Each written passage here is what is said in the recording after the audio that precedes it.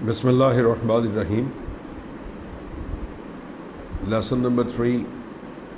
Dark they were and golden eyed. Dark they were, سیاہ رنگت کے تھے وہ, اینڈ گولڈن آئیڈ, اور سنہری آنکھوں والے. رے بریڈبری نے یہ ایک سائنسی افسانے کے طور پر اس سٹوری کو لکھا ہے, اور اس میں ہیری, کورا اور ان کے 3 بچے نیو یارک سٹی میں ایٹمی جنگ چھڑنے کے بعد ان 1000 افراد کے ساتھ مریخ پر چلے جاتے ہیں کہ جہاں انہیں جنگ سے بچانے کے لیے, ان کی سیفٹی کے لیے انہیں وہاں بھیجا جاتا ہے. ہیری جب خلائی جہاز سے مریخ کی سطح پر قدم رکھتا ہے تو وہاں کا ماحول, موسم ناقابل برداشت ہے. وہ چاہتا ہے کہ وہ واپس چلا جائے, مگر اس کی وائف کورا اسے بتاتی ہے کہ ہیری, ہم 6 کروڑ میل کے فاصلے پر ہیں اور زمین پر جانا آسان نہیں. لہٰذا یہ 1000 امریکی لوگوں کی آبادی وہاں کالونی ٹائپ رہائش گاؤں میں اپنی زندگی گزارنا شروع کر دیتی ہے. کچھ عرصہ بعد انہیں خبر ملتی ہے کہ نیو یارک سٹی کو تباہ کر دیا گیا ہے. ہیری بہت زیادہ پریشان ہوتا ہے کیونکہ اب کوئی راکٹ زمین سے مریخ پر نہیں آئے گا. وہ لوگوں سے کہتا ہے کہ ہم مل کر ایک راکٹ تیار کرتے ہیں اور واپس جانے کا سوچتے ہیں. لوگ اس کا مذاق بھی اڑاتے ہیں, اس کے ساتھ تعاون بھی نہیں کرتے, اور وہ اکیلا ہی راکٹ بنانے لگ جاتا ہے. لیکن کچھ عرصہ بعد وہ بھی عاجز آ جاتا ہے, اور ان لوگوں کی سوچ, ان لوگوں کا رہن سہن اب زمینی لوگوں سے کٹ آف ہو جاتا ہے. لمبے قد, چست و چالاک اور سیاہ رنگت والے یہ ہو جاتے ہیں. بڑھاپے کے آثار ختم ہو جاتے ہیں. یہ لوگ جوانی میں لوٹ آتے ہیں, اور آہستہ آہستہ یہ اپنی زمین کو اور زمین کے لوگوں کو بھول جاتے ہیں. اس بستی سے جو ان امریکنز کے لیے بنائی گئی تھی, وہاں سے نکل کر یہ مریخ کی پہاڑیوں میں اسکیٹر ہو جاتے ہیں, اور اپنے روز و شب اسی ماحول کے مطابق گزارنے لگ جاتے ہیں. تقریباً 5 سال بعد زمین پر امن قائم ہوتا ہے. ایک امریکی خلائی جہاز ان لوگوں کو واپس لانے کے لیے مریخ پر بھیجا جاتا ہے. اس جہاز کا کیپٹن اور اس کا عملہ لوگوں کو تلاش کرتے ہیں, اور وہ یہ سمجھتے ہیں کہ یہ جو لوگ یہاں کے ہیں, چونکہ پیلی آنکھوں والے, سیاہ رنگت والے, دراز قد والے لوگ ہیں, اور یہ زمینی لوگ نہیں بلکہ یہ مریخ کے لوگ ہیں. کیپٹن کا عملہ ان سے بات چیت بھی کرتا ہے. واپس آ کر کیپٹن کو اطلاع دیتا ہے کہ یہ لوگ انگلش بڑی اچھی بول سکتے ہیں, بڑے کوآپریٹیو ہیں, مہمان نواز ہیں, مگر ہمیں زمینی لوگ نہیں ملے. اور یہ عملہ یہ سوچتے ہوئے واپس آ جاتا ہے کہ زمینی لوگوں کے ساتھ کیا ہوا ہوگا, کیا کسی وہ حادثے کا شکار ہو گئے ہوں گے اور وہ اس صفحہ ہستی سے مٹ چکے ہوں گے. مگر انہیں نہیں پتہ چل سکتا کہ جن لوگوں سے وہ مل کر آئے ہیں وہی ان کے زمینی لوگ تھے. آئیے ٹیکسٹ کو پڑھتے ہیں. دا راکٹ میٹل کولڈ ان دا میڈو. دا راکٹ میٹل, راکٹ کی دھات یعنی راکٹ کی باڈی, کولڈ ٹھنڈی ہونے لگی, ان دا میڈو ونڈز, میڈو سبزہ زار, ونڈز ہواؤں میں, سبزہ زار کی ہواؤں میں راکٹ کی باڈی ٹھنڈی ہونے لگی.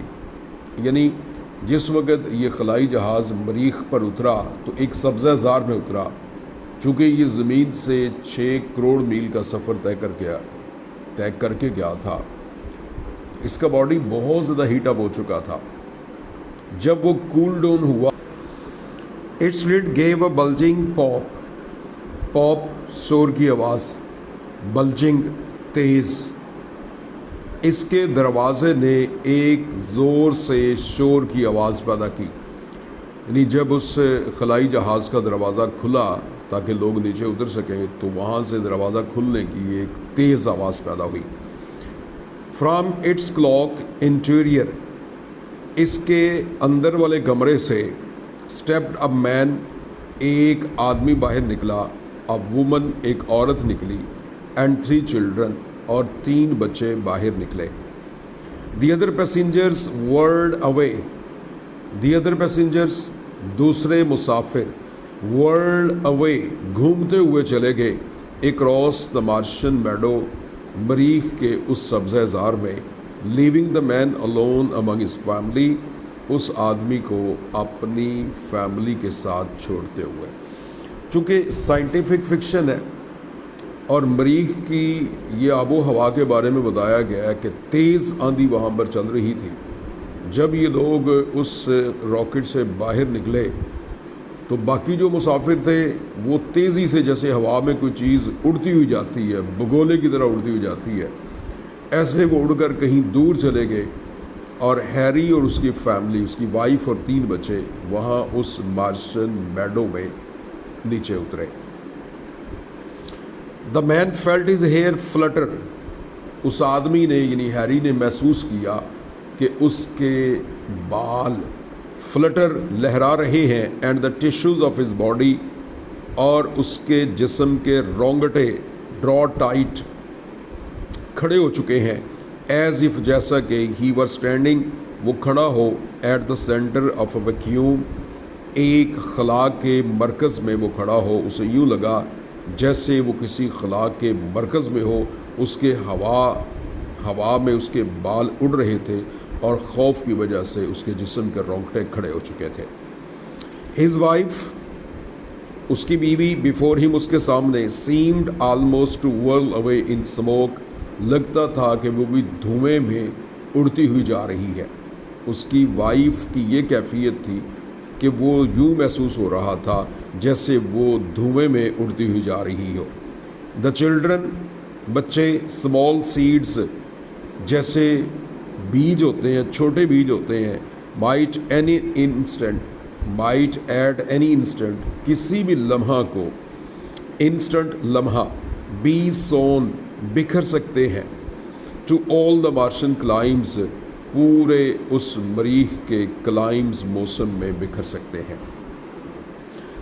ان لائنز میں رائٹر نے اس فیملی کی صورتحال کو بیان کیا ہے کہ تیز ہوا میں ان کی کیفیت کیسی تھی۔ سب سے پہلے ہیری کے بارے میں بتایا ہے کہ اس کے بال وہ بکھرے ہوئے تھے، لہرا رہے تھے ہوا میں، اور اس کی وائف یوں لگتا تھا جیسے دھوئیں میں گم ہو رہی ہو، جبکہ ان کے بچے، وہ ان کی تشبیہ یوں دے رہا ہے جیسے بیجوں کو مٹھی بھر کے ایسے پھیلایا جائے، کھیت میں پھینکا جائے تو کوئی بیج کہیں چلا جاتا ہے، کوئی کہیں چلا جاتا ہے، تو بچے بھی ایسے ہی وہاں مریخ کے موسم میں یوں لگ رہا تھا کہ بیجوں کی طرح وہ بھی بکھر جائیں گے۔ The children looked up at him, بچوں نے اوپر اپنے والد کی طرف دیکھا، ہم، ہیری کی طرف دیکھا، as people look to the sun, جیسے لوگ سورج کی طرف دیکھتے ہیں، to tell what time of their life it is, کہ کیا وقت ہوا ہے، وقت کو دیکھنے کے لیے پرانے دور میں جیسے لوگ سورج سے وقت کا اندازہ لگاتے تھے اور سورج کی طرف توجہ سے دیکھتے تھے، اسی طرح بچوں نے اپنے باپ کی طرف بڑی توجہ سے دیکھا۔ His face was cold, cold, بے رنگ، اس کا چہرہ پھیکا پڑ چکا تھا۔ واٹس رونگ، کیا مسئلہ ہے؟ آسکڈ ہز وائف، اس کی وائف نے پوچھا۔ Let's get back on the rocket, آؤ راکٹ پر دوبارہ سوار ہو جائیں، گیٹ بیک، واپس چلے جائیں اس راکٹ پر سوار ہو کر۔ گو بیک ٹو ارتھ، کیا ہم زمین پر واپس چلے جائیں؟ یس، ہاں، لسن، سنو۔ ہیری اس ماحول کو دیکھ کر گھبرا گیا ہے، پریشان ہو گیا ہے، زمینی انسان ہے، مریخ کی آب و ہوا کو برداشت نہیں کر پا رہا، لہذا وائف سے کہتا ہے کہ چلو واپس چلتے ہیں۔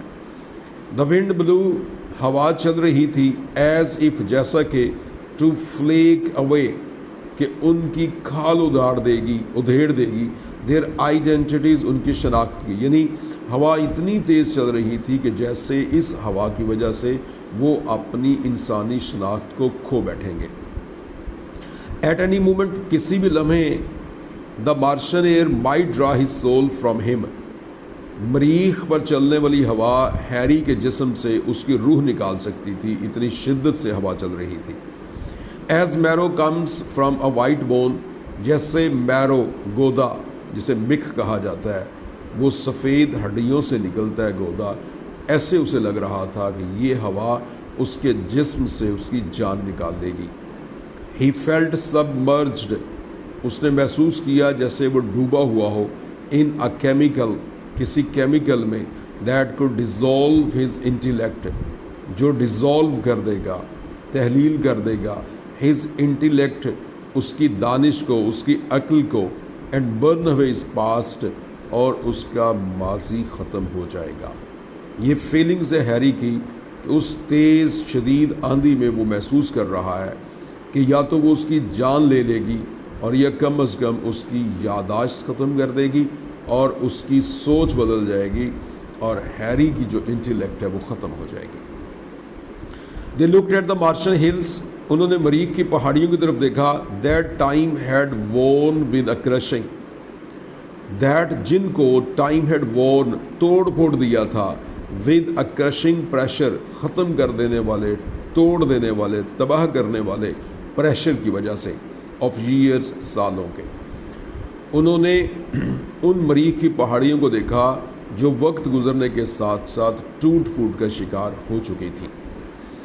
دے saw دی اولڈ سٹیز، انہوں نے پرانے شہروں کو دیکھا، لاسٹ ان دیئر میڈوز، جو اپنی ان سبزہ زاروں میں گم ہو چکے تھے، lying like children's delicate bones, اور وہ شہر، ان کے کھنڈرات ایسے بڑے تھے جیسے بچوں کی ڈیلیکیٹ، نرم و نازک بونز، ہڈیاں ہوتی ہیں، امنگ دا بلوئنگ لیکس آف گراس، جو بلوئنگ لہلہاتی لیکس آف گراس، گھاس کی جھیلوں میں پڑی ہوں۔ یہاں پھر تشبیہ ہے کہ جیسے معصوم بچے، وہ کہیں ان کی کسی وجہ سے ڈیتھ ہو چکی ہو اور ان کی معصوم ہڈیاں بکھری پڑی ہوں، تو ایسے ہی یہاں لگ رہا تھا کہ یہ جو توڑ پھوڑ ان پہاڑیوں پر ہوئی تھی، شکست و ریخت ہوئی تھی، تو اس میں جو پرانے شہر تھے وہ بھی کہیں کہیں ان کے آثار نظر آ رہے تھے، جیسے گھاس میں ان بچوں کی نرم و نازک ہڈیاں نظر آتی ہیں۔ چن اپ ہیری، چن اپ، خوش ہو جو، ہیری خوش ہو جو، سیڈ ہز وائف، اس کی وائف نے کہا، اٹس ٹو لیٹ، اب بہت دیر ہو چکی ہے، we've come over 60 million miles, ہم 60 ملین، 6 کروڑ میل دور آ چکے ہیں۔ ہیری نے راکٹ سے نیچے اترتے ہی اپنی وائف سے کہا تھا، جب اس نے وہ شدت والے حالات دیکھے تھے تو اسے کہنے لگا چلو واپس۔ اور اس کے بعد رائٹر نے ہمیں بتایا کہ وہاں کی جو ونڈز تھیں وہ کتنی خطرناک اور شدید تھیں۔ ان ونڈز کا ذکر کر کے رائٹر ہمیں واپس اسی ڈائلاگ کی طرف لے جاتا ہے کہ اس کی وائف نے جب یہ سنا کہ ہیری کہہ رہا ہے کہ ہم واپس چلتے ہیں، راکٹ میں واپس چلتے ہیں، تو اس کی وائف کہنے لگی، ہیری خوش ہو جو، تنزیہ طور پر اسے کہہ رہی ہے کہ خوش ہو جو، تم 6 کروڑ میل زمین سے دور ہو، اتنا آسان نہیں ہے واپس جانا۔ The children with their yellow hair, بچے اپنے یلو بالوں کے ساتھ، پیلے بالوں کے ساتھ، ہالرڈ ایٹ دا ڈیپ ڈوم، ہالرڈ چیخو پکار کر رہے تھے، at the deep dome, deep اس گہرے، ڈوم محرابی شکل کے، آف دا مارشن اسکائی، مریخ کے آسمان میں۔ آسمان زمین پر بھی محرابی شکل کا ہے، جہاں سے اسے دیکھیں تو اس کے کنارے زمین کی سطح سے ملتے دکھائی دے رہے ہیں، ایسے ہی وہاں پر ایک کینوپی کی طرح نظر آ رہا ہے۔ تو اس مریخ کے آسمان تلے یہ بچے چیخو پکار کر رہے تھے۔ دیر واز نو آنسر، کوئی جواب نہیں تھا، بٹ دا ریسنگ ہس آف ونڈ، ریسنگ دوڑتی ہوئی، ہس سنسناہٹ آف دا ونڈ، اس ہوا کی شدید سنسناہٹ تھی، تھرو دا اسٹف گراس، اس سخت اکڑی ہوئی گراس گھاس میں سے، اس گھاس میں سے صرف اور صرف ہوا کے ٹکرانے کی آواز آ رہی تھی اور کسی قسم کی ساؤنڈ مریخ کے ان سبزہ زاروں میں محسوس نہیں کی جا سکتی تھی۔ ہی پک اپ دا لگیج، ہیری نے سامان اٹھایا، ان ہز کولڈ ہینڈس، اپنے شدید ٹھنڈے برفانی ہاتھوں سے اس نے سامان اٹھایا۔ ہیئر وی گو، چلو ہم چلتے ہیں۔